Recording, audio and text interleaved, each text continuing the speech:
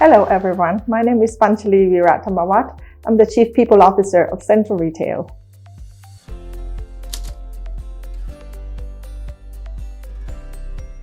Well, first of all, I have to start with the fact that HR is my chosen career. When I started my career several years ago, most people worked in HR by chance rather than by choice. But it's different for me. I chose HR because I believed that I could make a difference, which I did. I have transformed HR in many organizations that I had worked for, from an administrative role into a more strategic business partnering role. Accordingly, my career has been challenging as well as rewarding from a satisfaction perspective. I've had an incredible journey that has taken me across Asia Pacific and provided me with valuable and diverse experience that have all contributed to where I am today as Chief People Officer at Central Retail.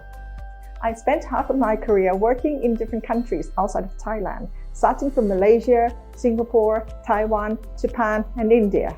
I spent around 3 years in each country, working in top HR management roles, both at country and regional levels, with various leading multinational companies across different industries. For example, Bechtel, a leading construction and engineering company, Pfizer, a leading pharmaceutical company, Kao, a leading Japanese FMCG in Japan, Tesco, a leading UK-based retailer at that time, Reliance Industries, one of the largest conglomerates in India, and Nissan, one of the most respectable car manufacturing companies in Japan, where I had led HR strategies and managed strategic HR initiatives.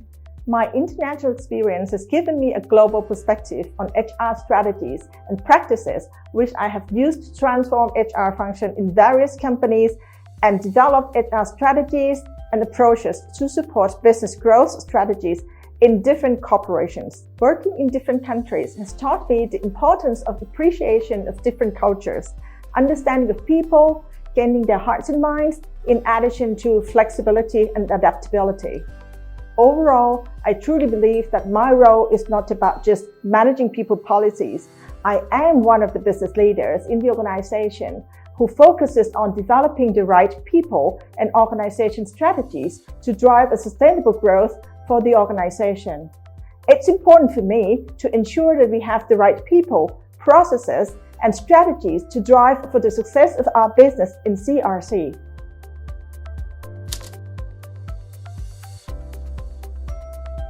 Well, I've been through quite a lot actually. Speaking from my experience, business leaders typically focus mostly on achieving business results without giving much consideration to the people side of things. This often resulted in almost a lack of respect to HR or the HR function being undervalued, despite the fact that we could bring a lot of valuable contributions to the business. It was a significant challenge for me as a woman and as an HR leader. Throughout my career, I have made sure that HR is involved in business decisions, especially in driving business objectives. For example, when I first joined Tesco, at that time, HR had never been part of the executive committee. I had an open discussion with my CEO at that time that I would not take any order from the business leaders without being involved in the decision-making process. I made sure he understood that no matter how sophisticated the strategies were, if the company could not ensure that people understand the purpose of the strategies, they would not be able to execute well. If people were not treated properly and the company failed to gain their hearts and minds, they would not be able to drive the strategies forward. Accordingly, I always try to ensure that the HR team is equipped with the necessary competencies, skills, experiences, tools, and resources to contribute effectively in their roles towards the business goals. I have encouraged my team to think strategically, identify opportunities for improvement, and measure the impact of their initiatives on the business. It can be challenging to push for change and challenge the status quo, especially in the male-dominant environment. But it is important to abide by your values and principles, be truthful to yourselves and the others, as well as be bold to speak up when you see something that needs to be addressed. You also need to have a clear vision, a strong conviction, and the ability to communicate your ideas effectively so that you can influence the others to move towards the same goals for the best interest of the organization.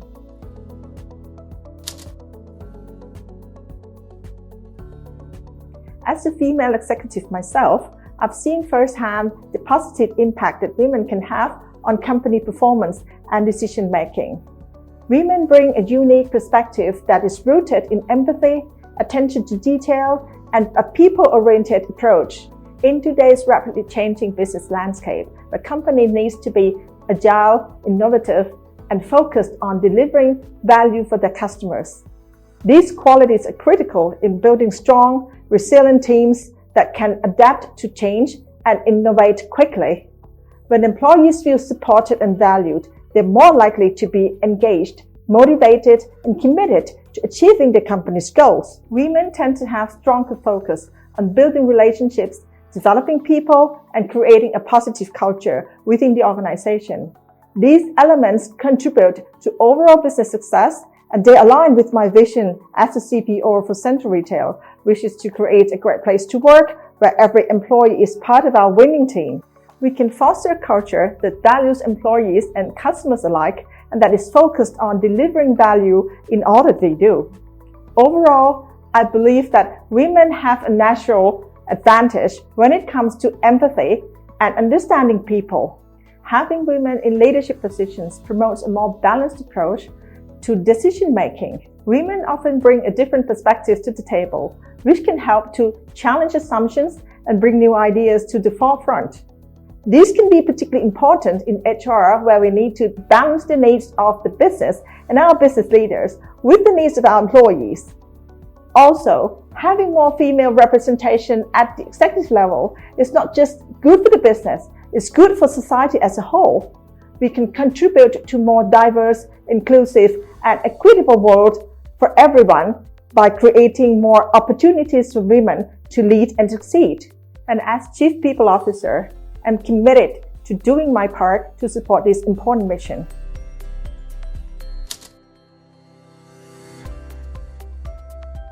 This is a very good question which I get asked quite often actually, whether formally or informally. As a C-level executive, a mother and a wife, balancing these roles can be a real challenge. However, I firmly believe that it's essential to be dedicated to every role you play and every hat you wear. Maintaining balance is not easy and requires making choices that suit your life at different stages. For me, I was very career-driven and determined to grow my career in the international arena. After having my daughter, I tried to balance my international career aspirations with being a mother, but it was challenging.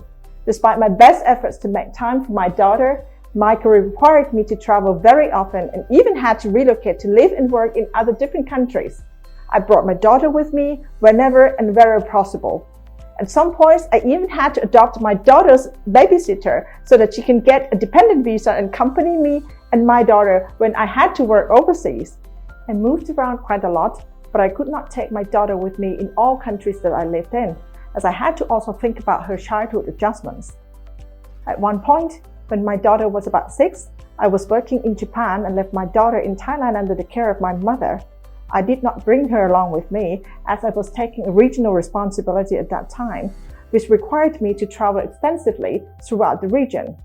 I came home to visit her at least twice a month, which I thought should not be too bad and she could be able to adjust. One day, when I was about to return to Japan, she asked me if I really have to do this job and how long it would be like this. She told me that she'd been trying to understand as positive of my career, but it got to the point where she could not put up with it anymore. She felt that every time I left home, her heart was almost broken. She wanted her mother more than anything else. I obviously cried very badly after hearing that feeling from my only daughter at 6 years old. That was the turning point where I decided to change my course. I went back to Japan and submitted my resignation right away. I realized that it was time for me to slow down on my career aspiration and focus more on my daughter. It's up to each individual to make the best choice that suits their life, and for me, that meant prioritizing my family over my career at that point. I was happy to step back slightly and re-establish my career at a country level again in Thailand. I have never regretted that decision though, as it was an immense pleasure for me to be able to spend quality time with my daughter when she needed me most and watch her grow. As a wife, it hasn't always been easy, but having an understanding husband who appreciates who you are and is supportive of your career has been extremely crucial. In return, I have learned to appreciate the tremendous support from my husband and try my best to build a warm and caring relationship that lasts long. I truly understand and empathize with women who face similar challenges to find their own path and make choices that align with their values and priorities. As a leader, I also recognize the importance of creating a supportive workplace culture that empowers women to balance their personal and professional lives.